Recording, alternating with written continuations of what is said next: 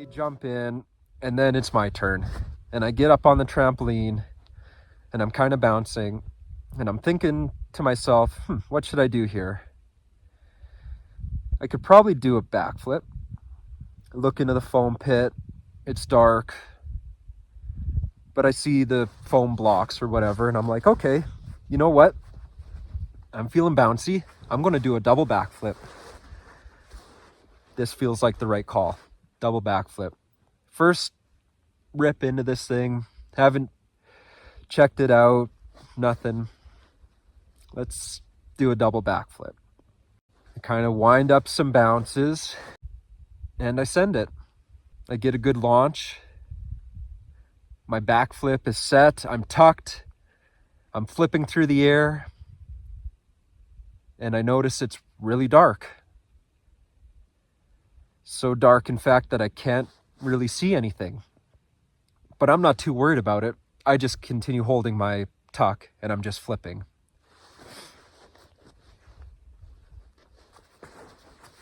And then what happens next changed my life. I make an impact hard right on top of my head. I feel an immense pressure through my back, and I hear a really loud crack. The next thing I know, I'm just laying there. I can't breathe. I can't move. I'm totally numb, but conscious. I'm conscious of my situation. I'm conscious of what just happened. And I am just screaming on the inside, no, no, no, not like this. How could it happen like this?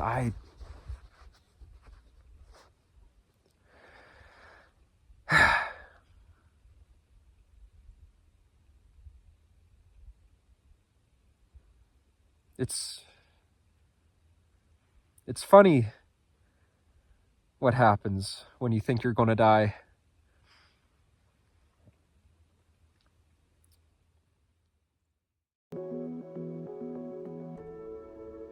Hello everyone, and welcome to a special episode of my YouTube channel. My name is Jack, and in today's episode, I celebrate the 10-year anniversary of my life-changing back injury. To mark the occasion, I hike out through one of my favorite wilderness spots and sit down while I tell the story for the first time.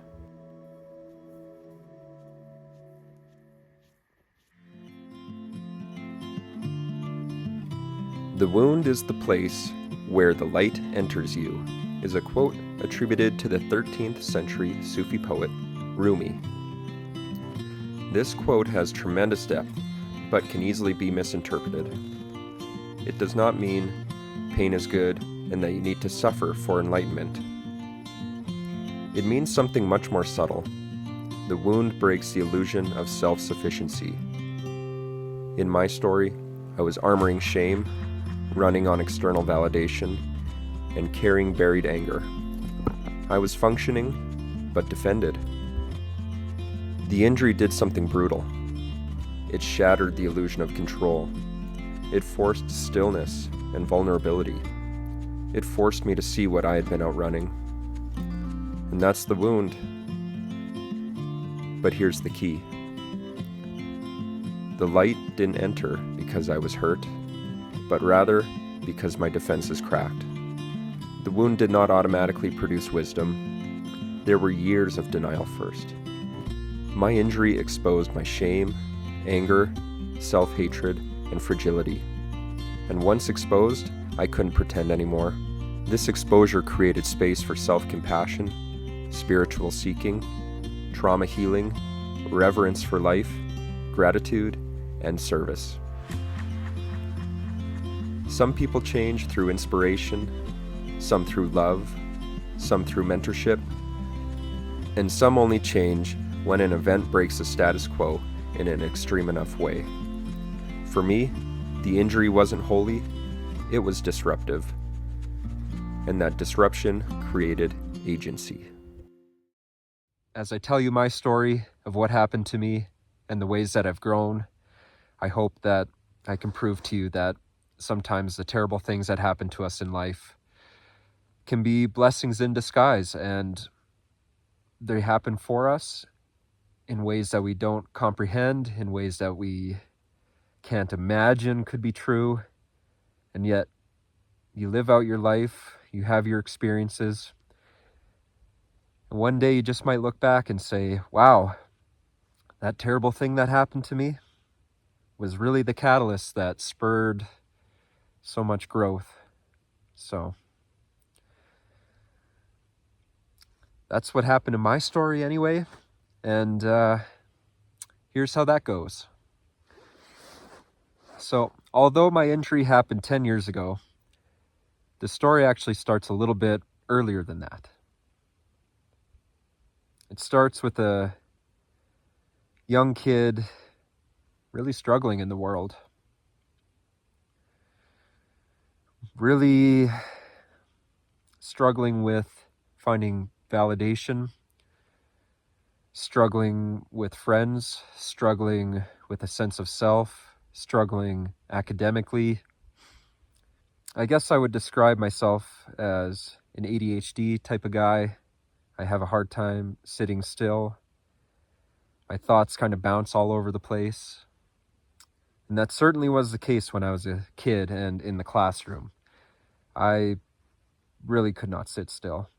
I was just off in my fantasy world a lot of the time. I really just wanted to be outside at recess, playing in the park, playing in the woods, playing sports after school, just anything to get me outside of the classroom setting.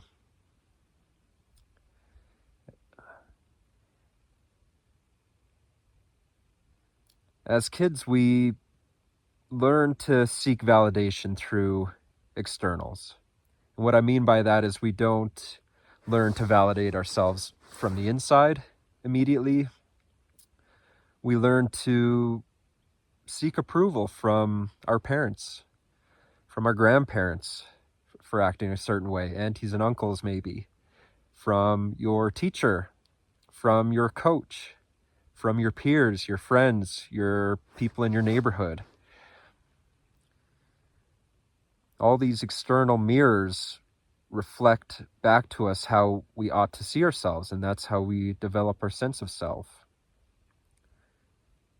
For me, my mirrors were telling me I wasn't good enough. Like I said, I wasn't academically gifted. I'm a smart enough guy. When I'm in the classroom and there's something that interests me, I can get into it, I can understand it, I can write about it, I can talk about it, I can learn about it. But a lot of the times it just did not interest me, and I would be off in my own world. I don't think my parents loved that about me. I think their solution was to be hard on me.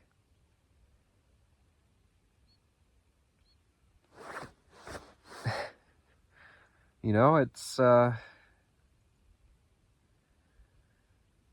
of funny. I'm not blaming them for the way they parented me or anything like that, but looking back, it's obviously not what I needed. I just learned to dislike myself more and more and more for what I was incapable of doing. Now, I could talk all day about all my childhood experiences and all the different games that I played and different sports and different friends that I had growing up.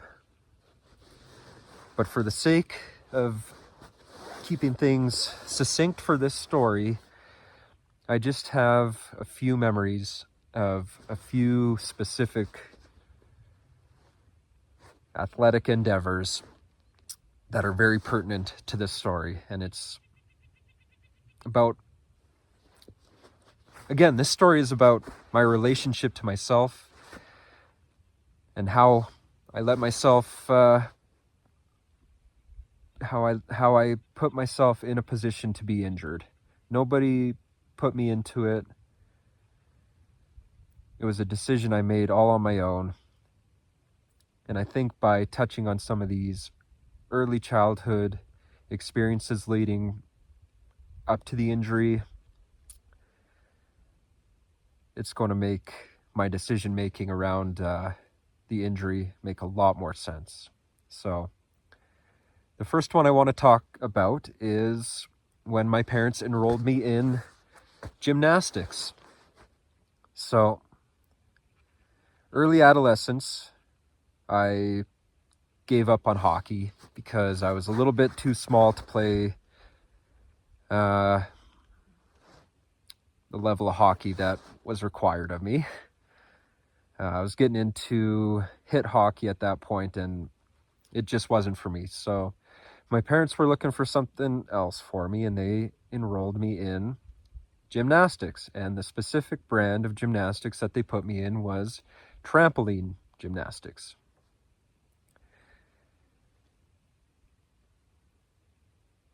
Now, we had a trampoline in the backyard when I was a kid. I loved bouncing on the trampoline. From what I told you about myself, being a bit of a ADHD kid who couldn't sit still, that probably makes sense. Bouncing on the trampoline in the backyard with your friends is so much fun. And I did not express any interest in going into gymnastics, but they were looking for something for me to do, and that was the next thing. So off I went, and like I said, the specific brand was trampoline gymnastics.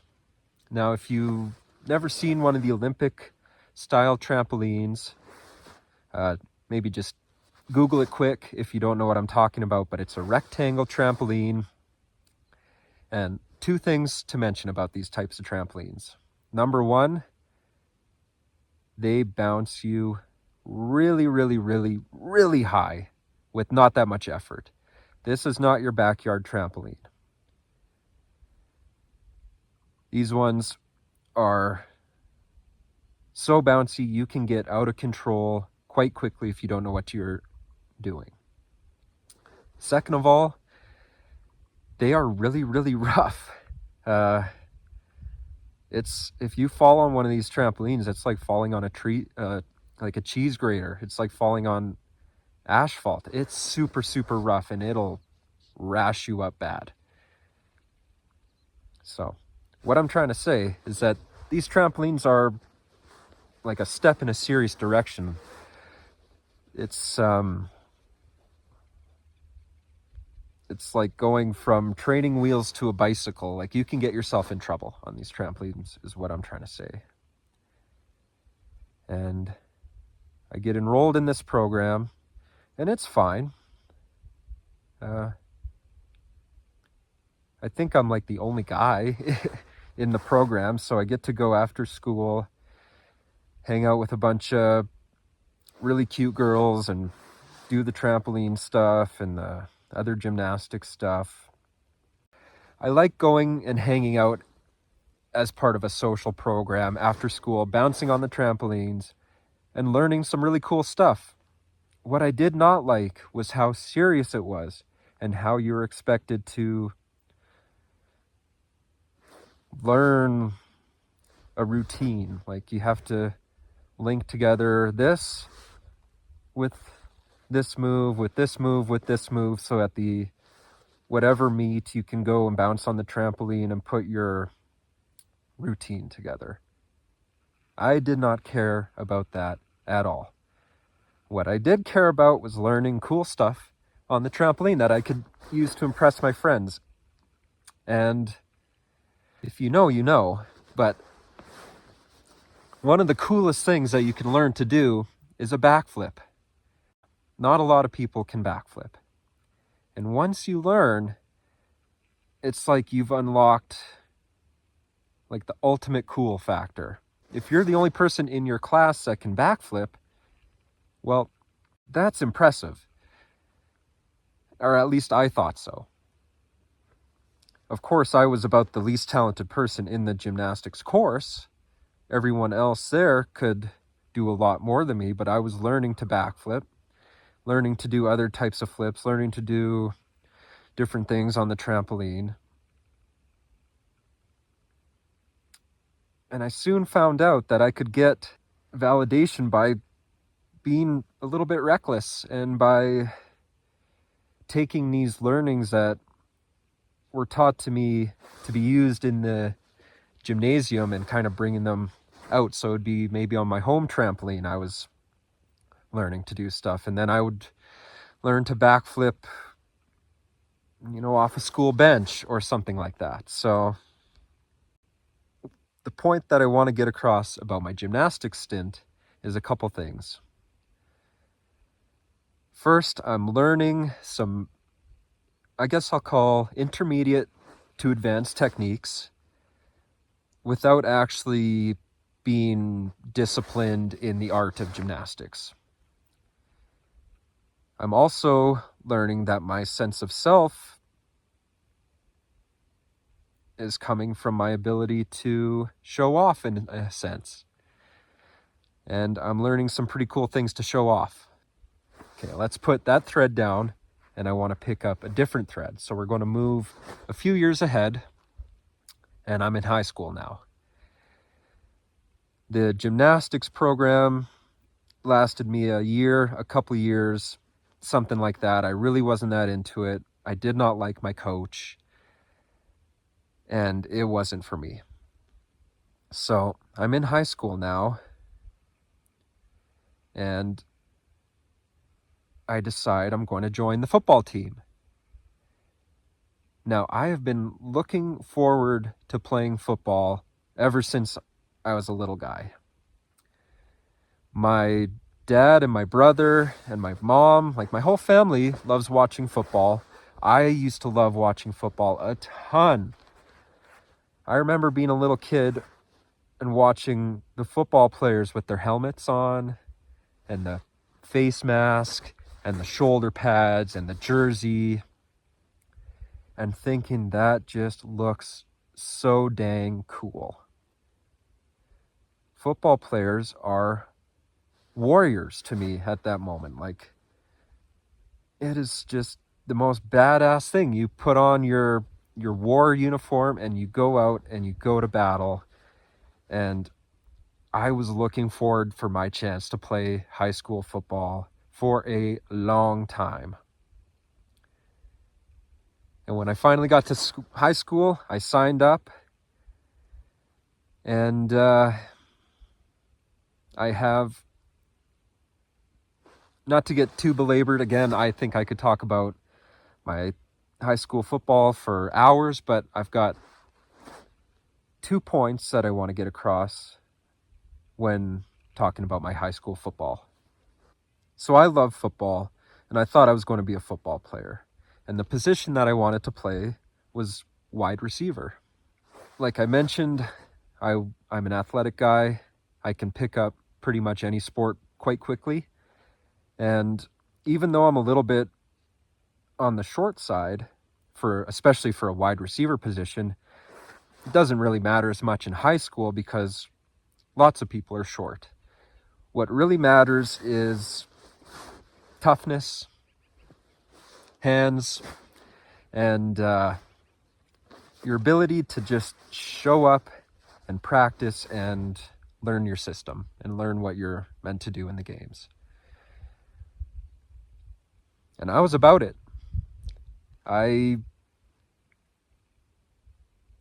Like I said, I love football. I thought I was going to be a football player at one point in my life.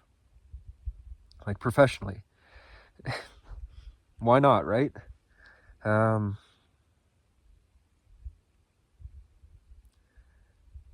Okay, so two moments in my high school football career that are very much relevant to my injury. So, one day during gym class, or maybe at lunch playing or something like this, I tweak my back. And I've got football practice after school that day, and it's after school every day pretty much. So school ends and going to practice, and my back is really bugging me. I've got back spasms for like the first time ever in my life. I'm experiencing this like back that's like convulsing, won't stay still, and it's really bugging me. So after school, I go to my coach and I say, "Hey coach, like, I don't know what's going on with me, but my back's really bugging me. Like, I can't practice today." And he's like, "Okay." So I hang around and I shake balls and I move pads around, and I'm still involved in the practice. I'm not practicing. I don't have my pads on. I'm not doing hitting drills. I'm not running, but I'm there. I'm a part of the team. And the practice goes on and it comes to an end. And my dad pulls up to come pick me up. And he goes, "Why weren't you practicing?" And I explain it to him about my back and went and told coach, and, you know, it doesn't fly. In fact, it goes so poorly that I am just destroyed. I'm so upset at the reaction that I'm getting from my dad for not going to football practice.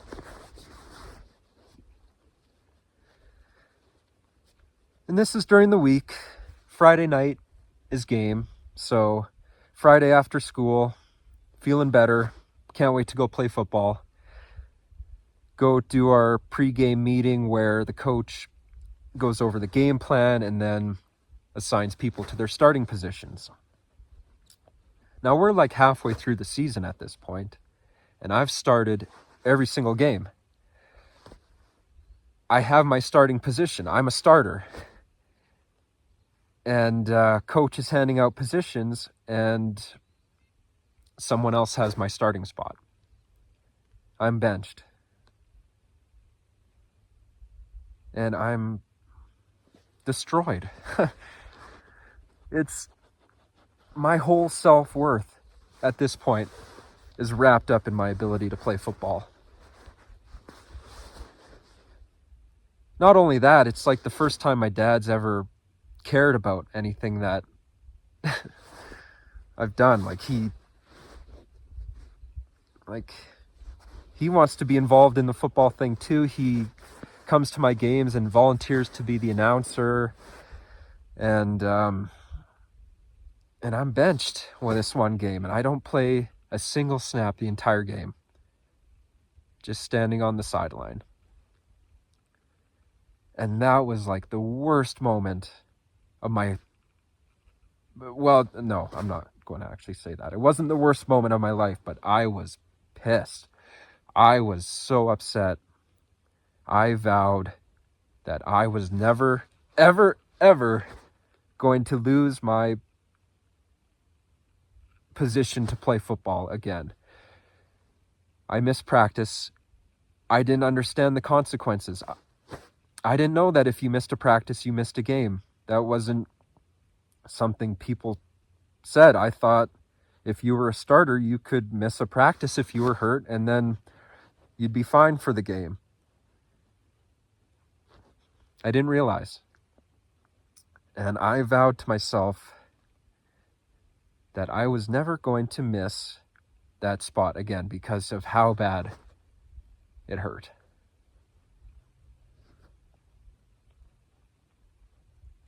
Okay. So this was like halfway through the season. Let's fast forward. It's towards the tail end of the season. We don't have too many games left. I live in central Alberta, and in the fall, it gets pretty cold. We play outside on like a real turf grass. And this game is like in October or something. It's really cold out. The ground is frozen. And again, I vowed to myself that I am not missing a game. I am not missing a play. I am there to play. Whether I'm hurt or not, I ain't showing it. I am playing with everything I have. So this particular I don't remember this too well. But this particular game, I remember it being really cold. I remember the ground being frozen. And I remember it was a kickoff play. I don't remember if my team was kicking off or receiving, but if you haven't played high school football, you only have so many kids on your team, and you have to usually play multiple positions unless you're just a really, really good at one position or you're the quarterback or something. But if you're a running back, if you're a receiver, you're also on the kickoff team. So let's just say we're kicking off. I go line up and I'm way on the outside of the field, and we kick, and the play starts, and I go running off, and I'm on this side of the field. The play goes to the other side of the field, and I'm just jogging along. There's no reason for me to think I'm in the play. The play is happening way over there. I'm just jogging along, and boom, I get blindsided right in the ear hole. Boom. By who? I don't know. Somebody on the other team. Bigger kid, I'm guessing, but I'm just going from running along to unconscious, laying on the field. And I start to come to, and I open my eyes, and I'm spinning. I'm seeing stars just everywhere, spinning, and standing over me is the referee, and he's waving his hands, clapping. Hey, wake up. Your bench is over here. So I'm like totally out of it. But I get myself to my feet and I go back to the bench. And like I said, I don't really remember much about this game other than I kept playing. I had already decided I was never going to let being hurt take me away from what I love to do and the thing that gave me validation. Those are two high school football memories that are very pertinent to the story about how I got injured. I could talk all day about football memories. I've got good ones, I've got bad ones. But that one really sticks out to me in a way that, I don't know, I just think I'll always remember in some sense getting totally knocked out like that and continuing to play football, thinking that's what I'm meant to do. That's what it is to be a man. Now, my high school football career lasted one season. The next year when I thought about signing up, I didn't want to do it. I was a undersized kid, and I really, really didn't want to get mangled up and hurt again. And as much as I love football, I gave it up. So, I'm going to fast forward another 2 years or so. I'm still in high school at this point. And in the school that I'm attending, there's a group of kids that are really into freestyle skiing. And they are really good. There's one kid who's even on the national team for half pipe. There's like summer training that they're doing. They're going to places like Colorado, like Europe in the wintertime to go to ski events. Like, these guys are really, really cool. and they are really good skiers. And a couple of them started being my friends, and I was hanging out with them. And I got introduced to this really interesting subculture of freestyle skiing. One of the things is what they used to call drop-in. Now, at the big gymnastics center in town, on Tuesday and Thursday nights, after 8 o'clock, they had this thing called drop-in. And what you do is you rock up there, pay your $5, sign the waiver, and between 8 and 10 o'clock at night on Tuesdays and Thursdays, you get free reign of the gymnastics place. They didn't have classes during those times, so what would happen Tuesday and Thursday nights, basically any freestyle ski kid, freestyle snowboard person from the city would show up and mob this place for one reason. Down in the corner of the warehouse, this is a giant gymnastics center. Down in the corner, there's a foam pit.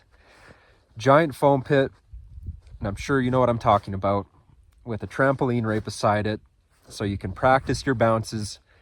And when you're ready to do a trick, you can go send something into the foam pit where it's a safe place to land.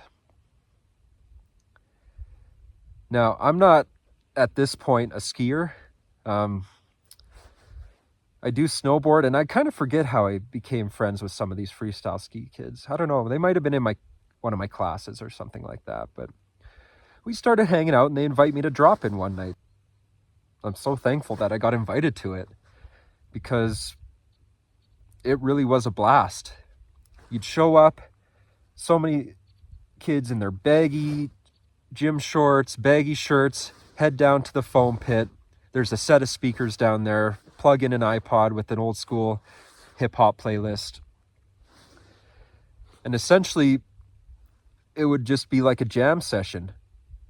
Everyone would sit around the trampoline, and one at a time you would go on, do your few bounces, work on whatever you're going to work on, and then send something into the foam pit.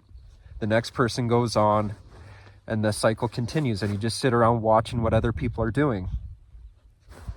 And like I said, I'm not really a skier at this point, but I've got the gymnastics background. I've learned how to do so many different aerial acrobatics, and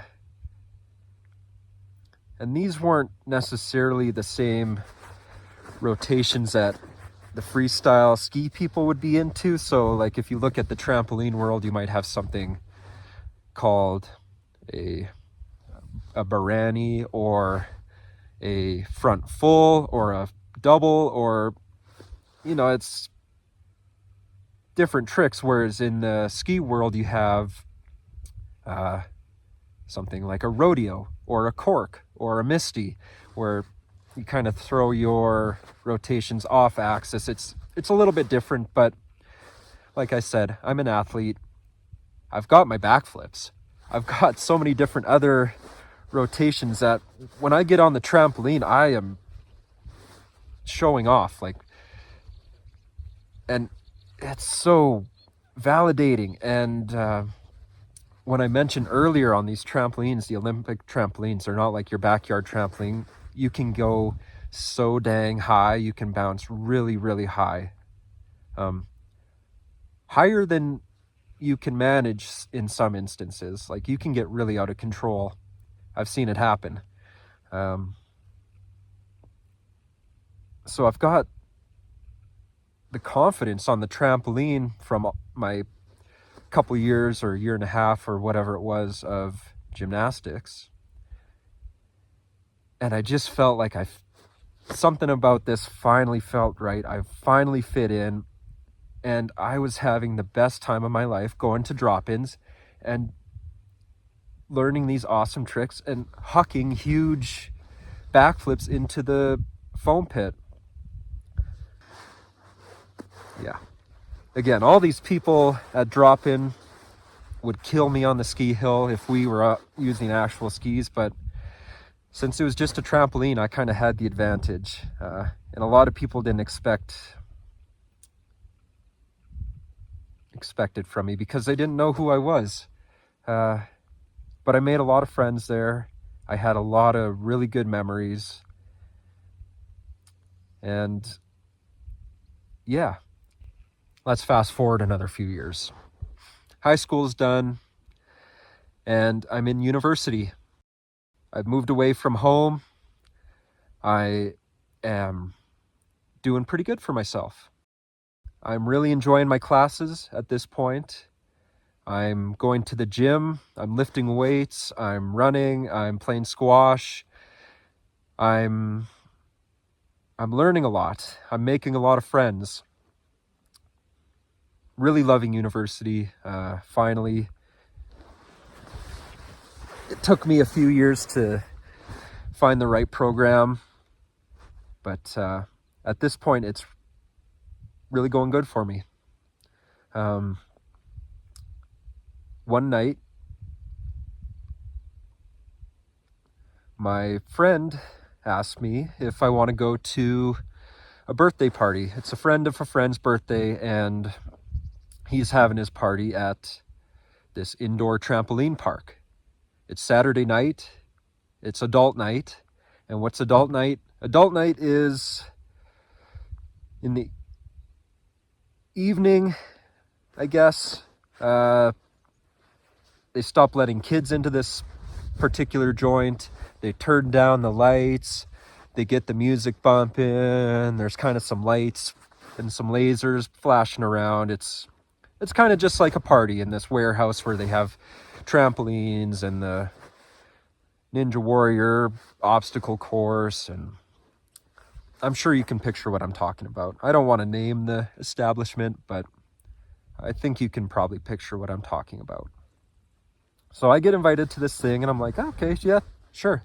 That sounds like fun. I haven't been on a dang trampoline in years, but yeah, I guess I'd go to this. Why not? So we head over there, and it's January 16th, 2016.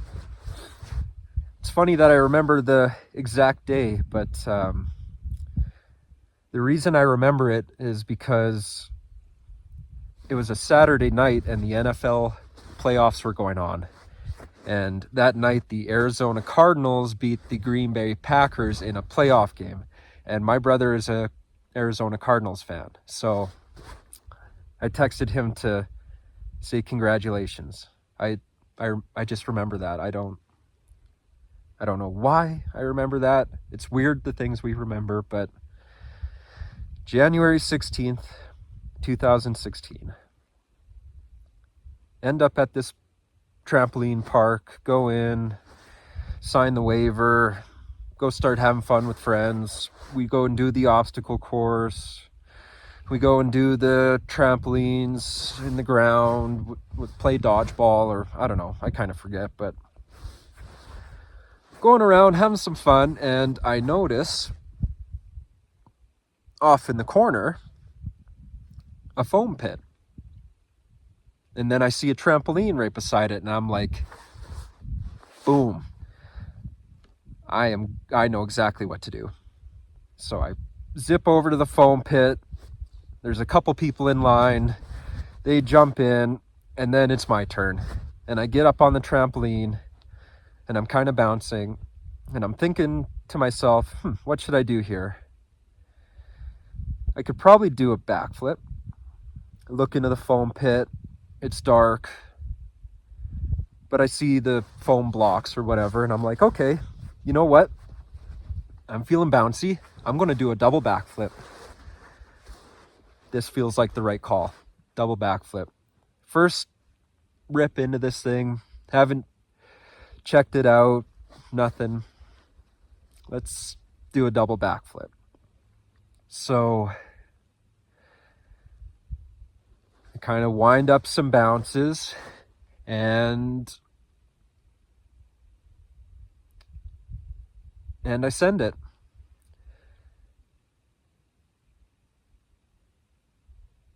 I get a good launch.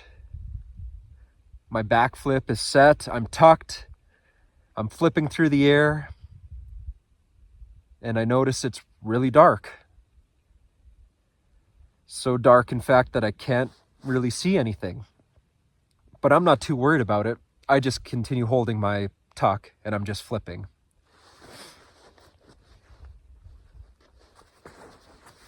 And then what happens next changed my life. I make an impact hard right on top of my head. I feel an immense pressure through my back, and I hear a really loud crack. The next thing I know, I'm just laying there. I can't breathe. I can't move. I'm totally numb, but conscious. I'm conscious of my situation. I'm conscious of what just happened, and I am freaking out inside.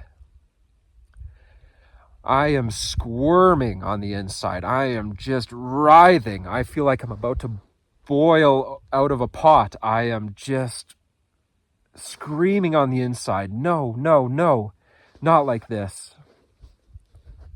How could it happen like this?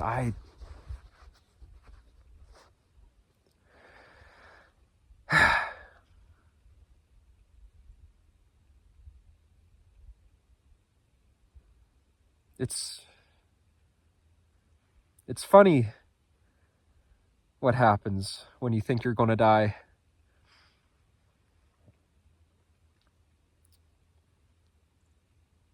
Now, something I didn't mention earlier, but now I think I should. So I grew up in a atheist, agnostic household. Didn't really learn much about religion or faith or anything like that. Even to the point where I would openly mock religious people. It's sad, but it wasn't for me. It didn't make any sense to me. And God and I separated at a very young age. I gave up on God to pursue a scientific understanding of the world. I don't regret that, per se.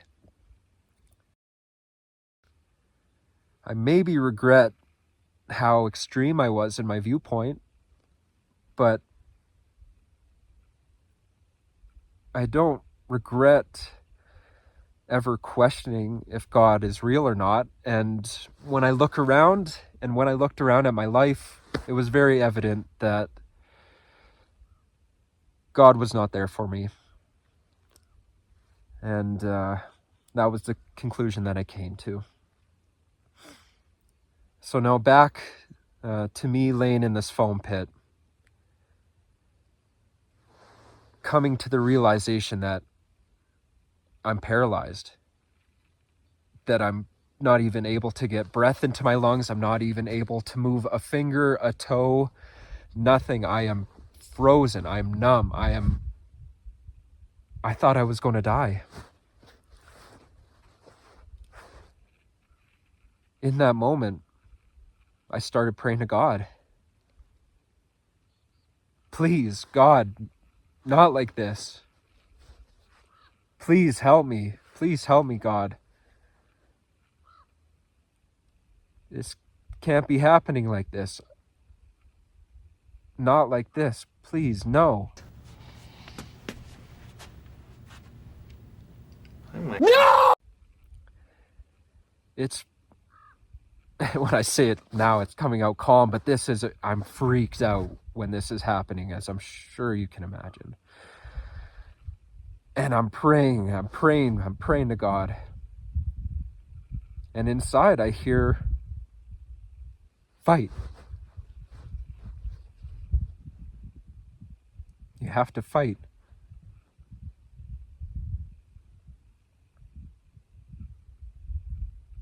So with everything I have, I start fighting. I am trying as hard as I possibly can to just squeeze my hand, just to move a finger, just a toe, something. I am fighting as hard as I possibly can. And I can't even describe to you what that feels like, but it's a terrible, terrible feeling. I can only imagine it's like what it must feel like to get buried in an avalanche and to just be totally frozen and stuck under the immense weight of the snow and the ice, and to feel your lungs just burning for breath.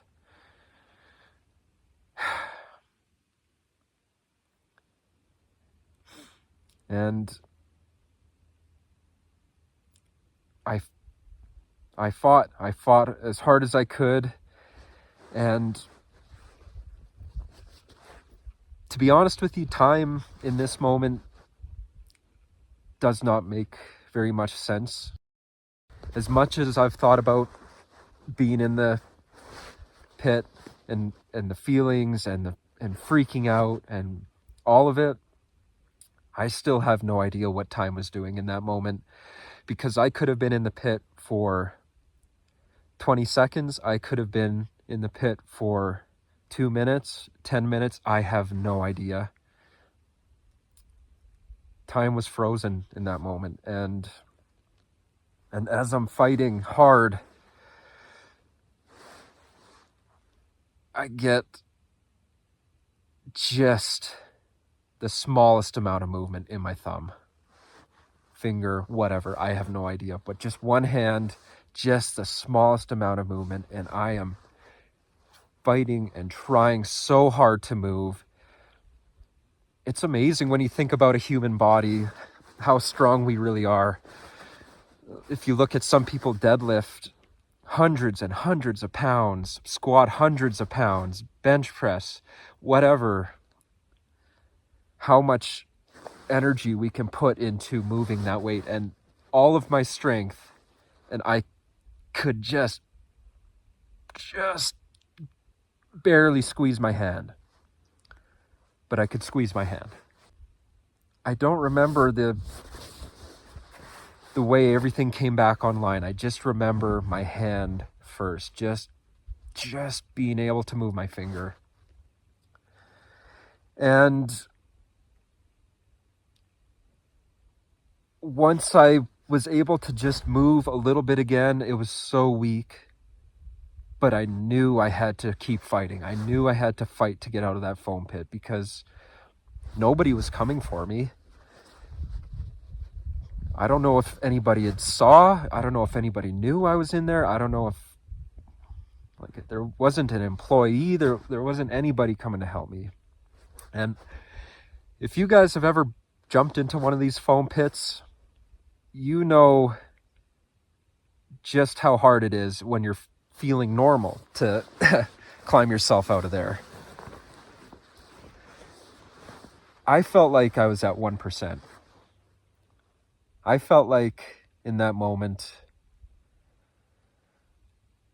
like when you leave your cell phone out in the cold and it gets really laggy and you go to use it and it's hardly reacts at all to anything you're doing. That's kind of how my body felt.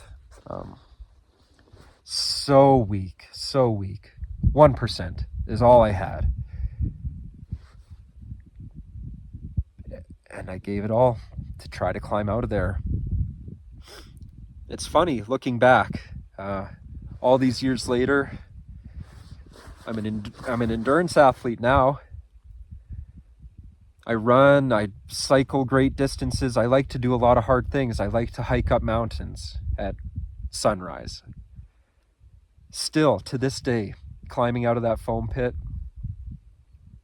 was the most difficult thing I've ever done. The most strenuous, the most painful, the grittiest I have ever had to been was in that moment crawling out of the foam pit. But I crawled out. I crawled out, and I get out on my hands and knees, and I felt just like a feral animal. I just wanted to hide. So I crawled myself to a dark corner. There's a cement pillar, cement beam, whatever, like a support beam, big, thick cement beam. And I crawl over to the other side of that where nobody can see me. And just like I am here, I sit my back up against, take a breath, and just think, holy frick, I can't believe I just wrecked myself that bad. The amount of relief I felt after being able to move and climb out was incredible. That was the scariest thing that's ever happened to me. Being paralyzed is my biggest fear. As someone who loves to be outside,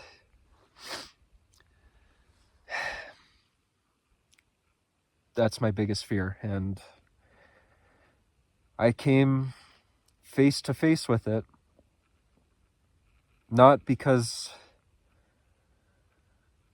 of anything other than my own decision making. And that'll mess with you.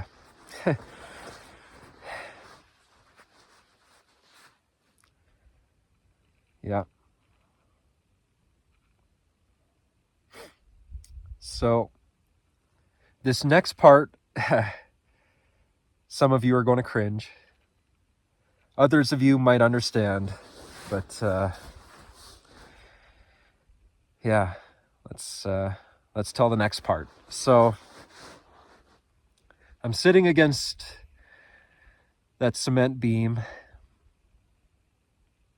and my friend comes over and finds me, and they're like, "What happened? Are you okay?" And I'm like, "No, I am not okay. I really hurt myself really, really bad. I don't know what to do." And they're like, "Well, what can I do for you? Want me to go get someone?" And I'm like, "No, I need you to help me up." So they help me up, and I'm like, I need to go home. So I go and get my coat, go and put on my shoes, go and get in my car, and I drive myself home.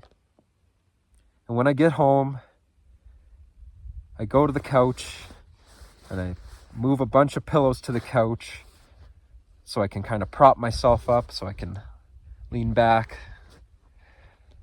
I heat up my hot rice bag and I fall asleep on the couch in like a half reclined position, like half seated up, half reclined.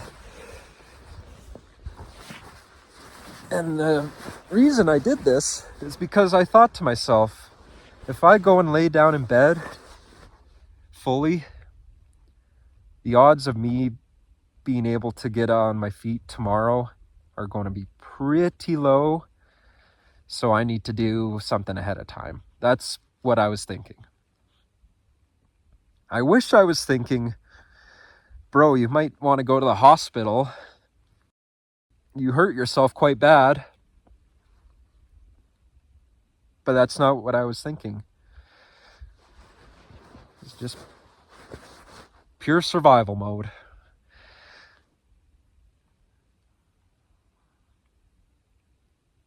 But it goes back to earlier, like with that football stuff. Don't show you're hurt. And to tell you the truth, all the previous experiences I had had being hurt in my life, I had learned how to manage that. It's not that I'm an injury-prone person, but I don't think it'll be surprising to hear that I'm a reckless person. I've hurt my knee, I've hurt my tailbone, I've hurt my elbow, I've hurt my shoulder, broken my nose, hurt my back, elbow, did I say elbow? Yeah. Gone over the bar on my mountain bike. I've hurt myself skiing and snowboarding many times in the park. Like, I'm just a reckless person. I wouldn't say I'm injury prone, but I had learned to deal with my injuries. I had learned that when you do get injured, just deal with it. Find a way to deal with it. You know, you might have to limp around for a month before your knee gets better, but it's going to get better. You know, you might not be able to put any weight on your elbow for 6 weeks, but hey, it's going to get better. That's what I had known.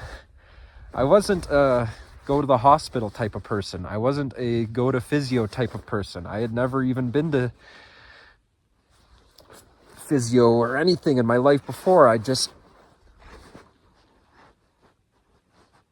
knew that I had avoided paralysis by some miracle, and that was okay. I was going to get better. I might be really mangled up now, but it'll be okay. I can walk, I can move, I can manage this. And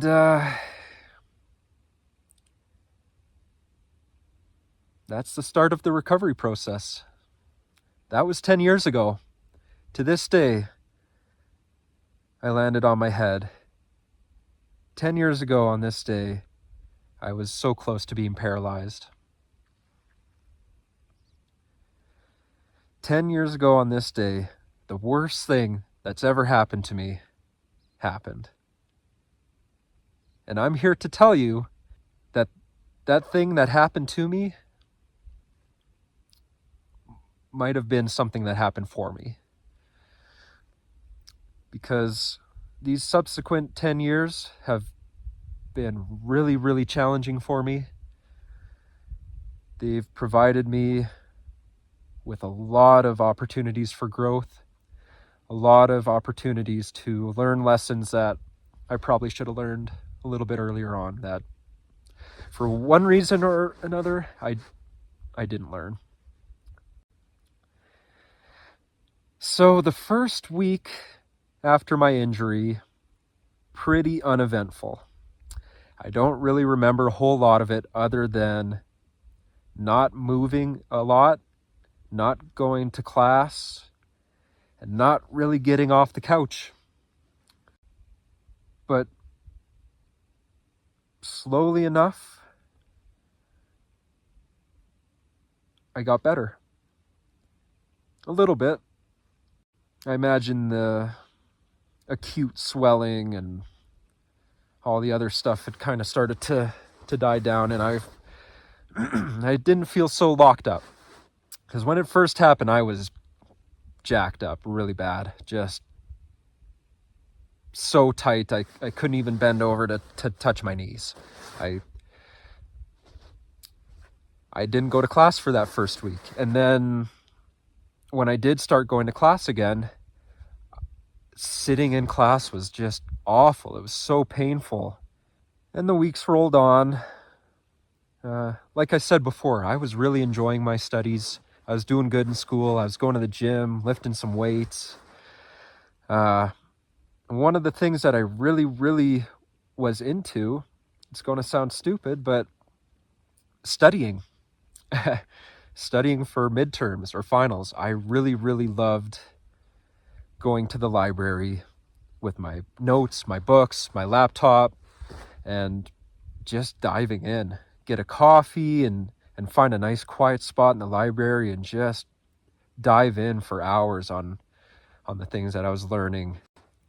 Now, I would go study and I could sit for 5 minutes leaning over my book before that was it for the day. was in such bad shape. But I didn't let it stop me. I finished that semester. That summer, I worked my summer job. And in my mind, life was just moving on. I've got things to do. I've got plans. I've got school to finish. I've got my job I need to work if I want to pay for next year and all that stuff. So, in a sense, I think I was really stuck in a place of denial. I think I was really denying what had happened to me. And I can even prove that in the sense that when I told you that when the injury first happened and I was freaking out and I started praying to God, months afterwards, I had already regressed into a place where I certainly didn't believe in God still, and I thought I was really, really weird in that moment for praying, for reaching out and praying. There was no reason why I thought that should have anything to do with anything. When I was pushed up against it, I screamed out on the inside in prayer. And now that I'm months removed from it, I was like, man, that was so weird of you to do. Yeah. But that really shows the denial piece. I was in denial about my injury. I was in denial about the circumstances I was in. Okay, so about a month goes by, and I'm visiting my parents at home. And I'm visiting with my mom, and my mom is an emergency room nurse, and my back's still really bugging me, and we're hanging out, and I let the cat out of the bag. I just let it slip. I tell her the story, and she is like, "Are you kidding me? What is wrong with you? We're going to the hospital first thing in the morning."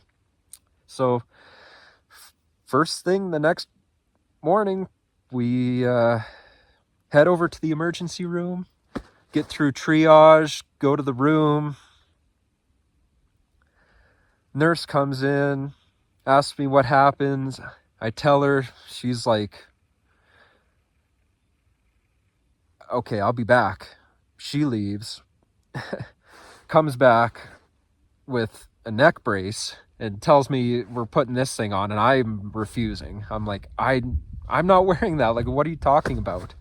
She's like, "Dude, you might want to consider just listening and putting this on." So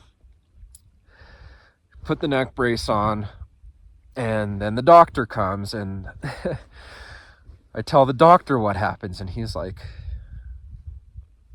"Wow, that's quite the predicament." Says something to the nurse. The nurse leaves, comes back a minute later with a wheelchair. He's like, "Yeah, so we're going to take you over to radiology, get some x-rays done. Why don't you have a seat in the wheelchair and we'll wheel you over?" And I'm like, I'm not sitting in that wheelchair. I walked myself in here. I can walk over to get my x-rays done. Like, what is with you guys? And he's like, in a kind but stern way, he's like, "Sit your ass in the chair, bud. Let's quit messing around. We probably want to go get these x-rays done. So the longer you take to sit in the chair, the longer it's going to take to do that." So I finally agree.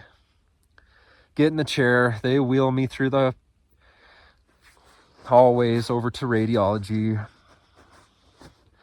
Get there, talk to the x-ray technician. He asks me what happens. I explain it and get another one of those. He helps me get out of the chair, prompts me to go stand over in the spot. You know, I take the x-rays with my arms up and different positions, and they get back in the chair and they wheel me back. Takes a certain amount of time. The doctor comes back with the x-rays and he says, okay, I've got good news and I've got bad news. I'm like, okay, what's the good news? He says, well, the good news is you didn't break anything. Your vertebrae and your ribs are like no dislocations, nothing's broken. And I'm like, that is good news. And he's like, the bad news is you obviously did quite a bit of soft tissue damage. That's not something I can help you with, but you might want to get somebody to help you with that. And that was the end of my hospital visit. I left with good news in my mind that nothing was broken.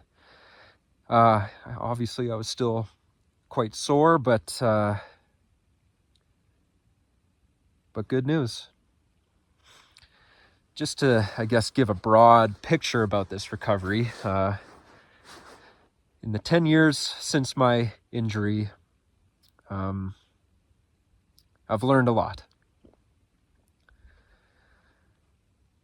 And a lot of that learning has come through immense amount of pain. Like I said earlier, my way of dealing with injury, with pain, with anything was to stuff it down, deny that it's even happening, medicate myself with alcohol, go to work, try to play some golf, and just try to live one day at a time. That's what I tried to do for a real long time. I did not seek physiotherapy. To be honest with you, I didn't think I deserved it. I have quite a few problems with my sense of self and shame and feeling like a burden. And to be honest, I did not think that I was worthy of any sort of help or care. And that was a mistake to think that. Because by avoiding it and denying it, I only just delayed it and made it worse for myself. With injured tissue, your body really wants to do a good job of protecting the injured area, so it'll tighten up and lock everything up to protect that. And part of my challenge lately has been learning to unlock that. And I think if I had sought help a little bit earlier, I probably wouldn't have gotten so bad. So there was that lesson of learning to ask for help.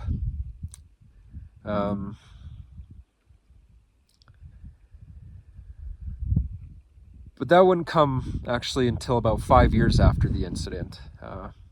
For 5 years, I just tried to do things the old way, the way I knew how, just try to get by day after day. Like I said, just ignoring it, denying it, avoiding it, medicating it, and just trying to live a normal life. I just wanted to finish my education. And I did, and I'm proud that I did. I'm proud that I didn't let my injury stop me. I wanted to start my career, and I did. I'm working in a pretty cool field right now, so I'm glad that I didn't let my injury stop me there. But I also recognize that it took me a long time to finally realize the extent that I had damaged myself, realize the extent that I don't know shit about how to take care of myself, and yeah. After the injury, I had a couple burning questions inside of me. One of them was, how could I have done that to myself? How could I let that happen to me? How did I sign off on that decision to stand on that trampoline, looking into that dark pit and think that double backflip was the perfect first thing that I should try?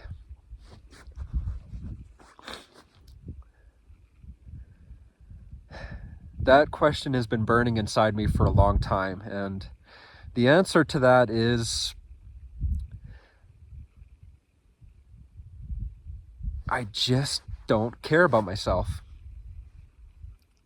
Or at least I didn't when I made that decision.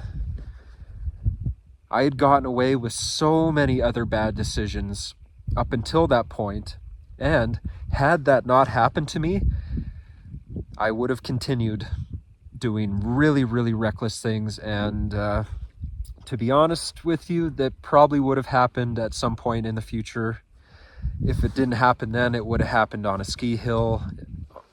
It would have happened some other times. So that really was a big lesson for me. It was like, how little do I actually care about myself, and how do I try to fix that? Yeah, that was one.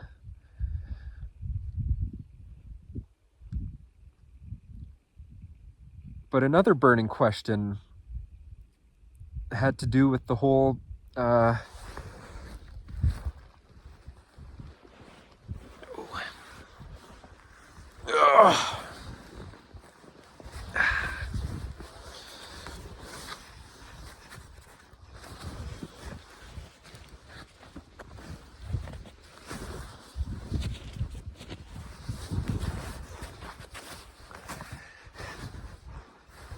But the other question that would be burning inside of me for quite some time, that I continued to deny and push down, was, why in that moment did I pray to God? Why did I reach out to God in that moment when I was so sure that I was going to die or at least be paralyzed? Why did I reach out to something other when my whole life I just relied on myself? Well, obviously, on my own best judgment led me to a spot where I couldn't rely on myself.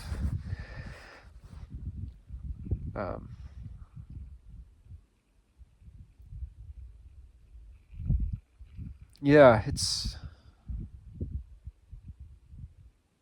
really weird all these years later.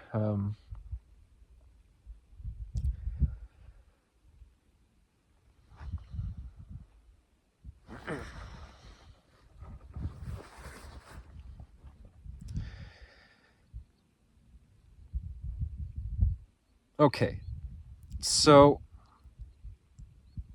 let's step back just a second. So I was saying that I was proud of myself for finishing my education and getting a career started despite having this injury. Once I had finished those things, I had a job and I was a little bit more secure. I actually started to do work on myself.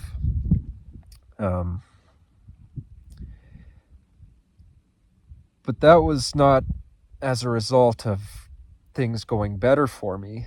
That was a result of things gradually getting worse. So after the injury, my back did get better over time. Your injuries will heal, things get better, that's normal. But at some point, I just hit this stagnation, this just plateau in my healing where the pain was just so much every day to deal with, on top of having to go to work and do all this other stuff. And I still, at this point, was not caring for myself. I was not receptive to the idea that I have a bad back, I have a burden, and I need to take care of myself in a different way than I am now. That realization did not come to me. I just kept pushing harder and harder in the wrong direction, thinking that eventually it would just get better. And things just got worse. I was getting really depressed again. The cutting and self-harm behavior from when I was a teenager was starting again. I hadn't cut myself in a long, long time, and now the cutting was coming back. And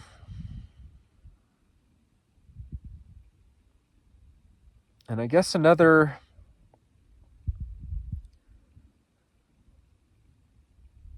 lane that people should be aware of that they aren't, and you'll learn when it happens to you, but the instances of chronic pain combined with some sort of addiction, I would say though having those two together is probably a pretty standard combination in this world. Chronic pain and addiction go hand in hand like peanut butter and jam.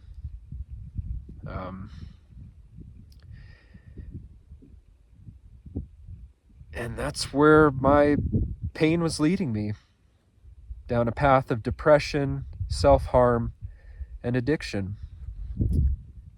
And I really did not see a way out of it. I thought to myself, like, this injury happened when I was 22.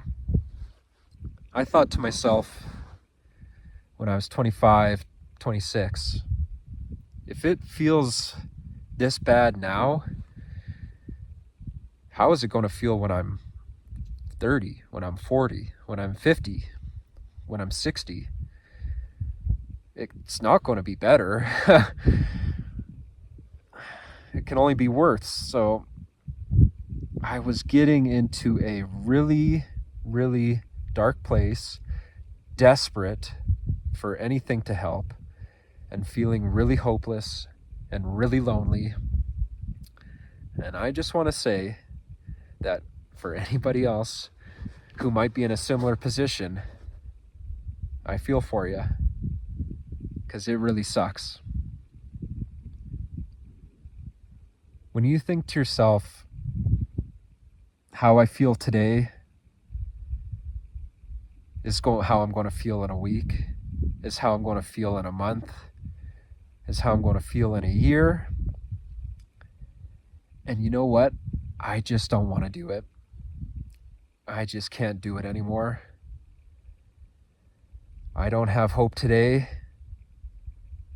and I don't see me ever having it again.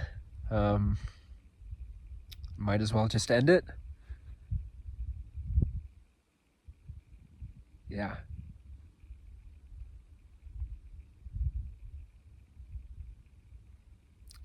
So, if that's you, don't give up, because I've been there too. And the worst thing you can do is give up.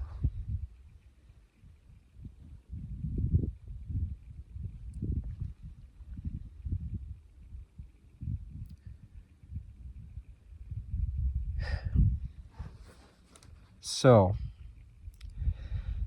this takes us to the next part of my recovery process. And I don't want to get too specific about this, although it is real important. I think if I got stuck on this, I would be here again, all day talking about it. So all I want to say is I was in a really, really dark place. I asked for help, and not immediately, but over the years, maybe it was months, years, it's a long period of time of just sitting in shit. But at some point of wanting help, I had what I can only describe as a spiritually transformative experience. I don't want to get too granular about this because I don't want to paint myself into a corner with exactly what this experience was. I don't want people to judge me for it one way or another. But all I can say is that my questions surrounding life, self, God, death, and the universe were answered to some degree. Not answered like you would, I don't know, it's hard to describe it, this part, but all I can say is I had a moment, looking back, that changed my life. And that moment happened many years ago. I've had many peak experiences in my life, hiking in the mountains, traveling to Africa, to Europe, across the beautiful country that I live in, Canada.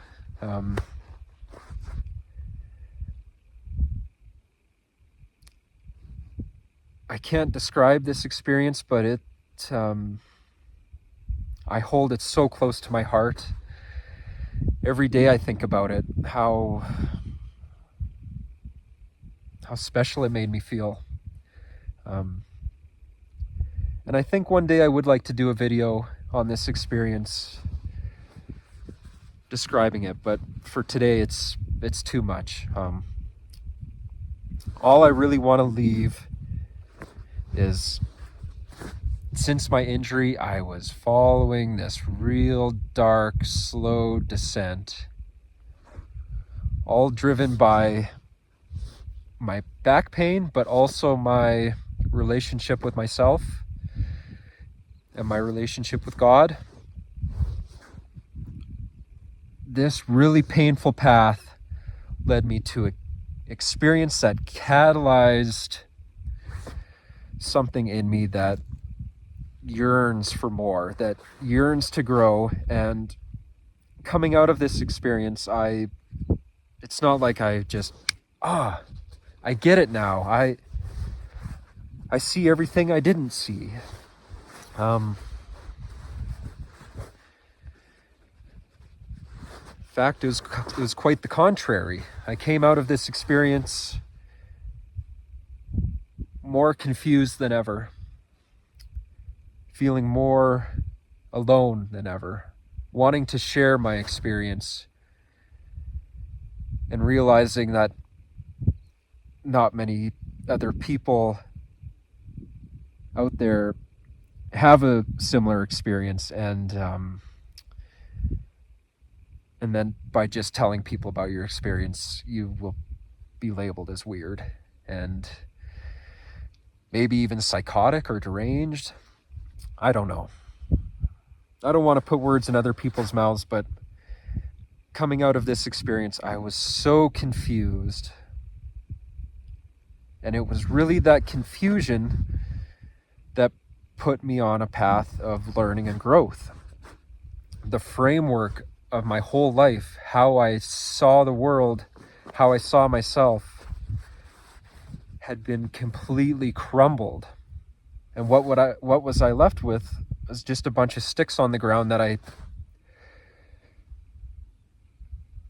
knew the old framework wasn't it. I didn't have any guidance on a new framework, and out of this intense feeling of confusion and being lost, came the drive to learn and grow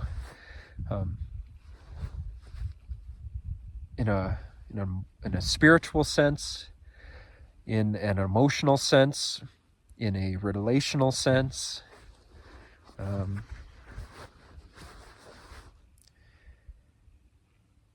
It really is amazing.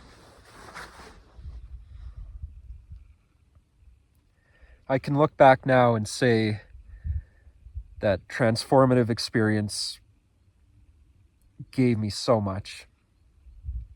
I can also look back and say my injury gave me so much, because truth be told, had I not had that injury that day, it would have happened some other day in some other way. And who knows when that would have came down the line. But here I am now, 10 years after the fact. I'm 32 years old,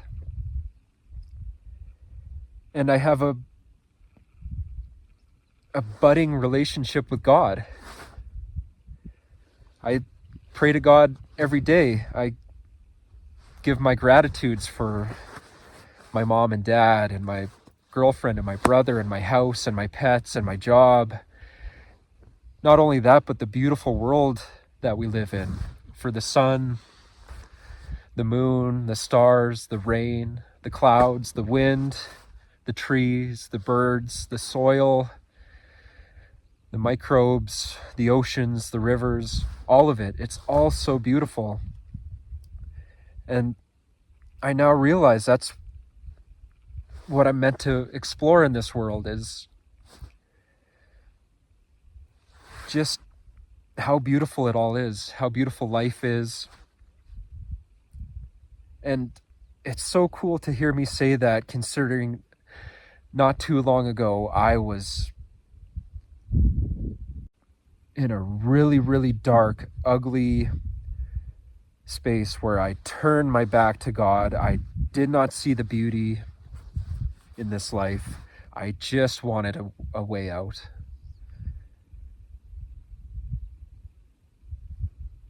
And here I am. Not that my back pain is gone, not that I don't feel crappy sometimes, not that I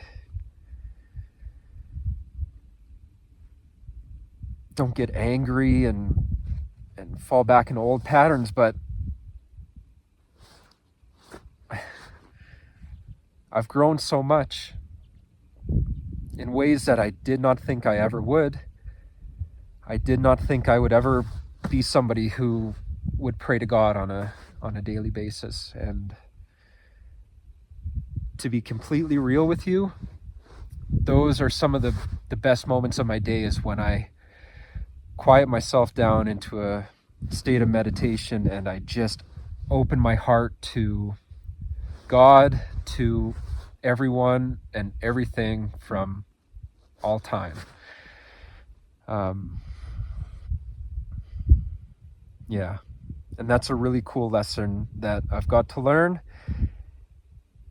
And I really think that the only way that I got to learn that lesson was the hard way.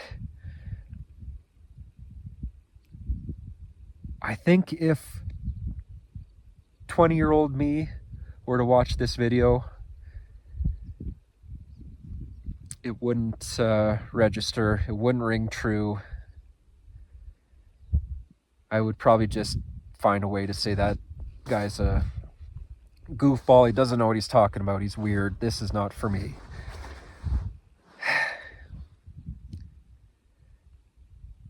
And just by miracle of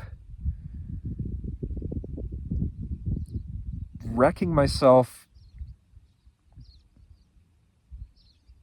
to the point where I can just barely come back is how I've got to glean a lot of these lessons.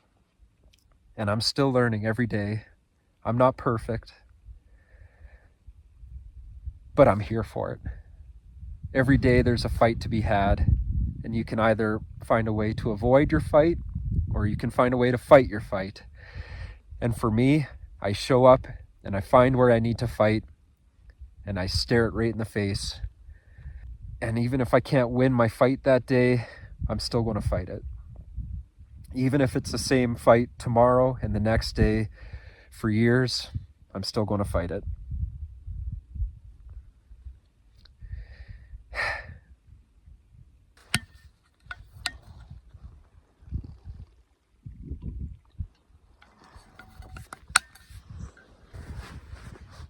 "10 years ago, on this day,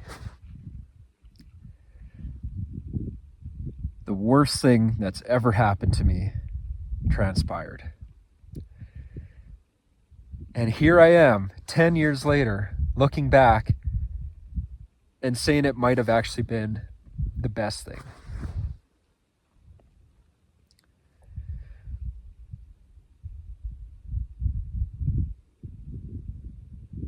And odds are, if you're watching, there's a good chance that you didn't get to this point in the video just because life is going awesome for you, and you've never been in pain, and yeah, that's not the situation. I get that. So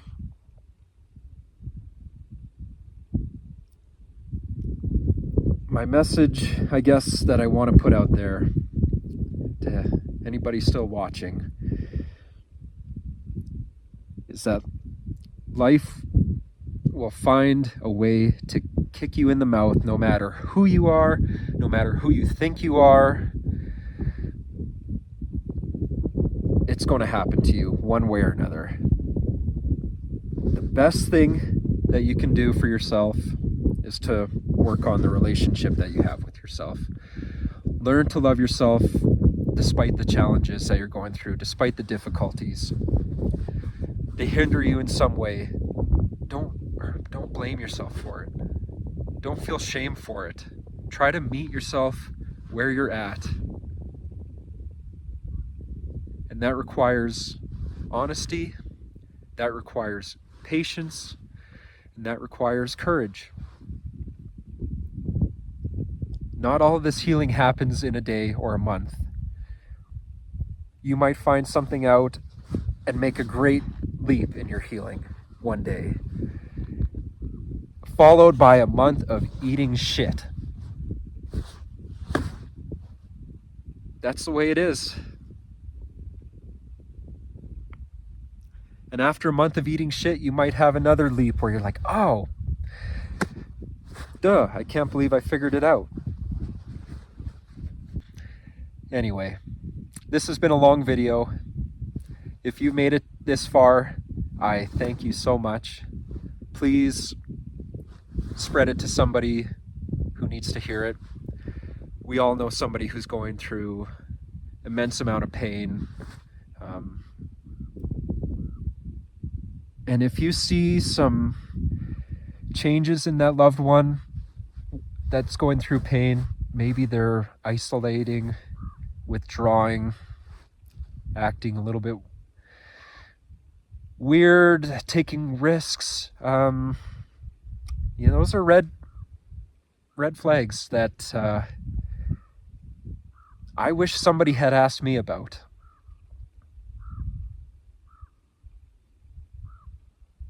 I also admit that I probably wasn't willing to go there, and only by dint of excruciating daily pain that I was finally able to let go of what I was holding on to and try a different way.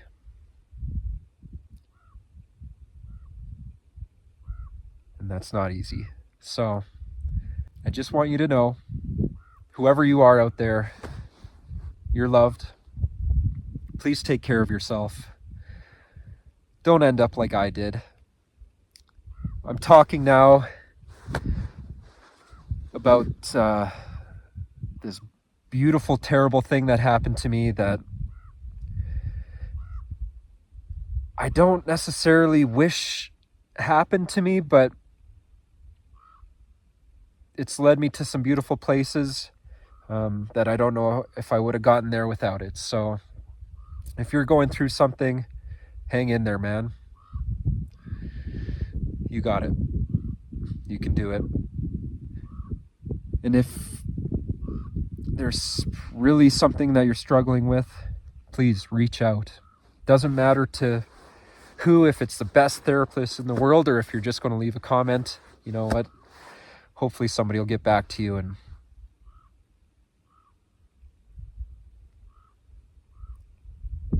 just remember that at some point in the future, after you've been through all this shit, years down the road, you're finally in a better position and you come across somebody that needs your help. That's why you went through all that you had to go through, was to help the next person who's going to go through it. So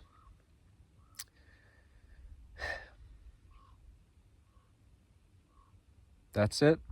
That's my story. 10 years ago, I broke my back. Today, I'm stronger than ever, in my heart, in my mind, in my soul. I love myself, I love God, and I love the earth. And I want to connect with other like-minded people. So if you feel the same, please comment, like, subscribe, and we'll see you in the next one. Thanks, and bye-bye. I just wanted to take one moment to give a big thank you to my good friend, Mr. Limber Pine. Now, this is such a cool tree, and it was the perfect companion for me to tell this story. If you guys don't know about the limber pine, let me just tell you quick. This is an endangered tree species. It's extremely hardy and tough. It only grows on windy, rocky outcrops, and they can be an extremely long-lived species. The oldest limber pine in my province of Alberta is about 3,000 years old. This one here, not too sure. It is hundreds of years old, if not thousands, but can never be too sure. But I get a lot of inspiration from this tree. Not only its windswept beauty, but the fact that this tree was broken at some point, quite severely, and life just finds a way to stick with it. I mean, it's really, really, really impressive how something could actually live in an environment like this. It can be really cold here, really windy, really hot, really dry, and life just finds a way, man. So this was the perfect location for me to tell the story of how I hurt myself.